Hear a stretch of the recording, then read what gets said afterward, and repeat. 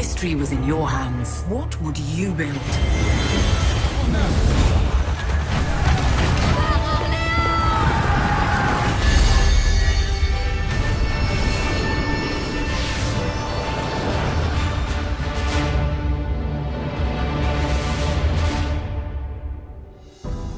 The king is back, and here to tell us more about Age of Empires 4 are Adam Icegreen and Emma Bridle from World's Edge.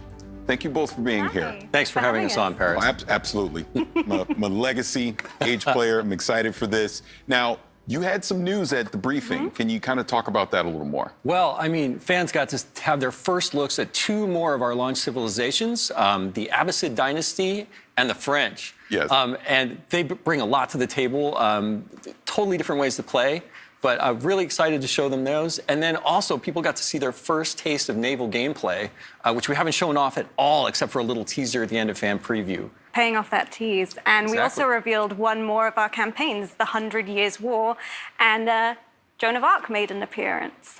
We also announced that the game is coming October 28th, and it's coming to Windows Store, Steam, and of course, Game Pass for PC.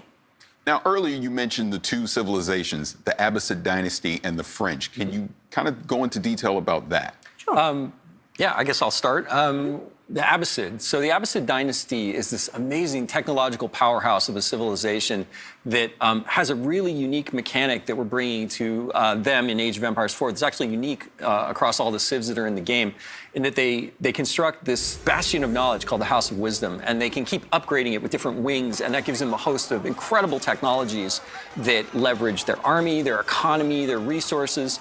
But beyond even that, they have an incredible amount of fun units, especially camels. Unique to the civs again, the launch civs for Age of Empires 4 is camel units. And these camels have amazing abilities to buff the other units in their armies. And so you have these wonderful diverse mixes where you always want to be throwing different units together, but always including camels for the different kinds of buffs and advantages you can give to your civilization. It's great.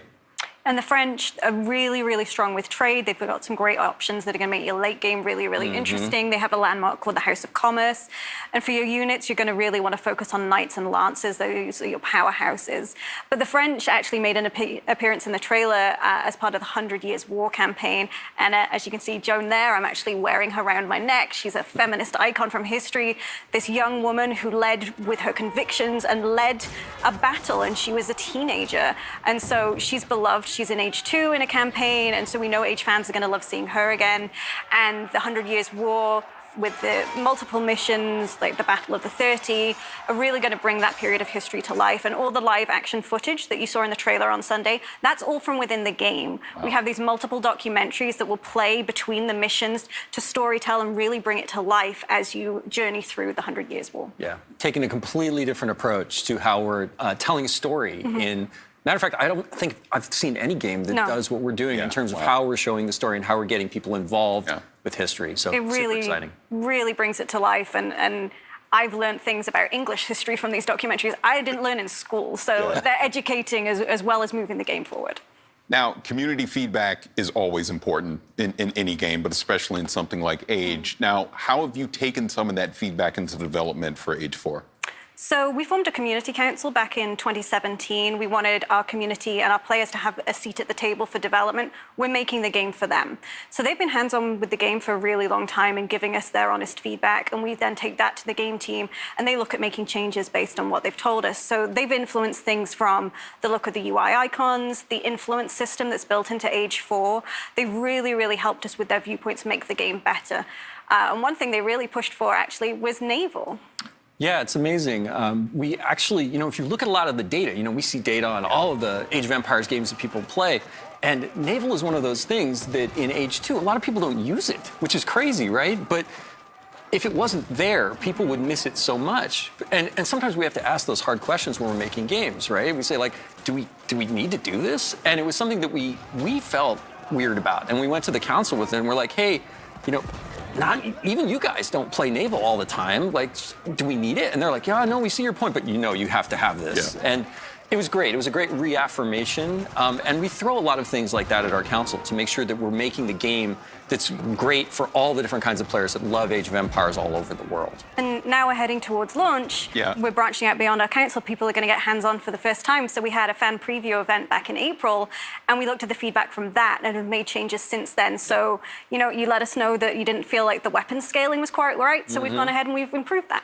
That is fantastic. Now, you actually hit on something that I wanted to jump into because Age has been around for a while. There's been previous games, but you continue to make content for those. So what's some of the news you can share as far as development with some of the legacy Age games? Well, we have a new expansion coming in August for Age 2 Definitive Edition called Dawn of the Dukes.